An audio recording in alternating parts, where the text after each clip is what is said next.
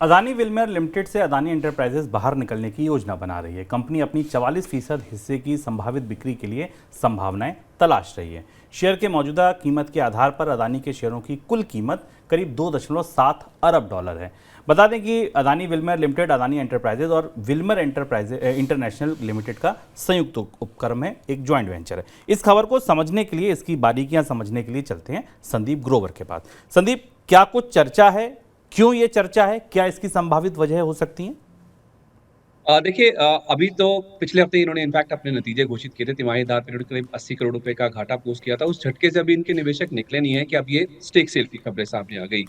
दिलचस्प इसलिए है क्योंकि अदानी ग्रुप ने इस बात का खंडन नहीं किया है। ये जो पूरा अफवाहें चल रही हैं अभी कि ये हिस्सा बेच सकते हैं, क्योंकि उन्होंने केवल मार्केट स्पेकुलेशन कहा है इसे, और उसे कहकर उसके ऊपर कोई टिप्पणी नहीं की, यानी कि पूरी तरह से इसका खंडन नहीं किया है। अब ये समझिए कि पहले ये कंपनी है क्या। ये कंपनी खासतौर पे एफएमसीजी उत्पादों से जुड़ी हुई है। एफएमसीजी सेक्टर की तीसरी सबसे बड़ी कंपनी है। एडिबल ऑयल्स यानी खाद्य तेल, गेहूं का आटा, चावल, दाल, चीनी, ये जो किचन में यूज होने वाली कमोडिटीज हैं, उसके ऊपर ये कंपनी खास तौर पे फोकस करती है। फॉर्च्यून इनका एक फेमस ब्रांड है जो आपके हमारे घर में मिल जाएगा। 20% के आसपास का ये मार्केट शेयर भी होल्ड करते हैं। तो आप समझ सकते हैं इसका स्केल कि ये आईटीसी और एचयूएल जैसी जो कंपनीज हैं उनको टक्कर देती है। वित्त वर्ष 2022 यानी कि पिछला साल अगर आप देखें, सबसे ज्यादा रेवेन्यू इसी कंपनी ने कमाया था। एचयूएल जो कि सबसे बड़ी कंपनी है उससे भी ज्यादा। हालांकि वित्त वर्ष 2023 में देखें तो ये आय के हिसाब से तीसरी सबसे बड़ी एफएमसीजी कंपनी है। तो इतनी बड़ी कंपनी है, इतना बड़ा स्केल है, तो फिर आखिर अदानी ग्रुप या फिर गौतम अदानी ये फैसला क्यों ले रहे हैं, इससे क्यों ले क्यों रहे हैं? निकलना चाहते हैं? बिल्कुल। इसकी तीन बड़ी वजह है। पहली बात तो ये जो कंपनी है एडिबल ऑयल यानी जो खाद्य तेल है उसके ऊपर इसका डिपेंडेंस बहुत ज्यादा है, और वहां पे जो मार्जिन है, जो प्रॉफिटेबिलिटी है, वो काफी कम रहती है। दो उदाहरण से देखिए, आईटीसी को आप देखिए, इनके जो ऑपरेटिंग मार्जिन है वो 38% और नेट प्रॉफिट मार्जिन 27% रहते हैं। एचयूएल के 24% के ऑपरेटिंग मार्जिन और 17% के नेट प्रॉफिट मार्जिन।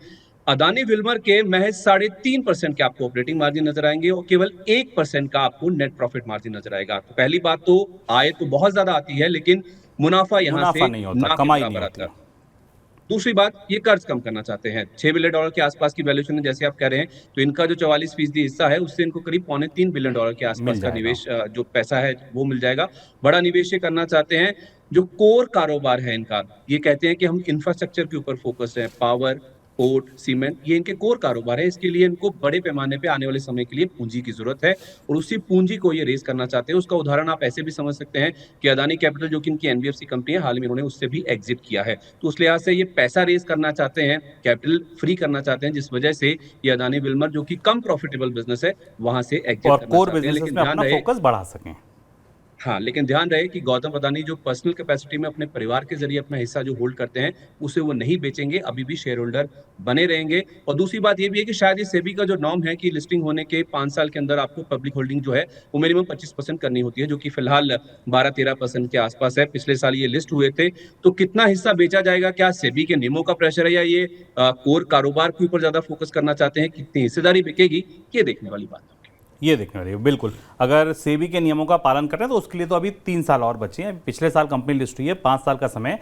लेकिन इस समय अगर ये निर्णय लिया जा रहा है तो सर, ये क्या वही पूरी स्ट्रेटजी की बहुत सारे कारोबार में हाथ थे, अब केवल कोर पर फोकस करना? हाँ, शुभम, हिंडनबर्ग की रिपोर्ट के बाद अडानी समूह में बड़ी रिस्ट्रक्चरिंग शुरू हुई है, और आपको शायद जो परिस्थितियां बनती दिखाई दे रही हैं 2024-2025 में अडानी समूह का चेहरा बदला हुआ दिखाई देगा। देखिए, कैपिटल के बिजनेस से अडानी समूह ने एग्जिट किया, कुछ पावर के पोर्टफोलियो को भी लिमिटेड किया, और अब जो अडानी विल्मर जो कंज्यूमर फेस है कंपनी का, उससे बाहर निकलने की तैयारी हो रही है। पूरी कोशिश इस बात की है कि बढ़ते हुए कर्ज के बीच में जहां से भी अतिरिक्त पूंजी जुटाई जा सके और जितना भी सीमित कारोबार किया जा सके उस कारोबार पर फोकस किया जाए। उसी स्ट्रेटजी का नतीजा है अडानी विल्मर का ये प्रस्ताव जो चर्चा में है। यानी अगर आप इस पूरी स्ट्रक्चर को देखें तो दो चीज़ें हमें बदलाव होती दिखाई देंगी अगले 1 साल में अडानी समूह में। एक तो अडानी समूह इस बिक्री के जरिए अपनी हिस्सेदारी बेचकर अभी कुछ हिस्सेदारी बेच कतर को और बाकी कंपनियों को, बाकी जगह निवेशकों को भी बेची गई। उससे अडानी समूह अपने कर्ज को चुकाने में थोड़ा बहुत फायदा रहेगा और कमी होगी।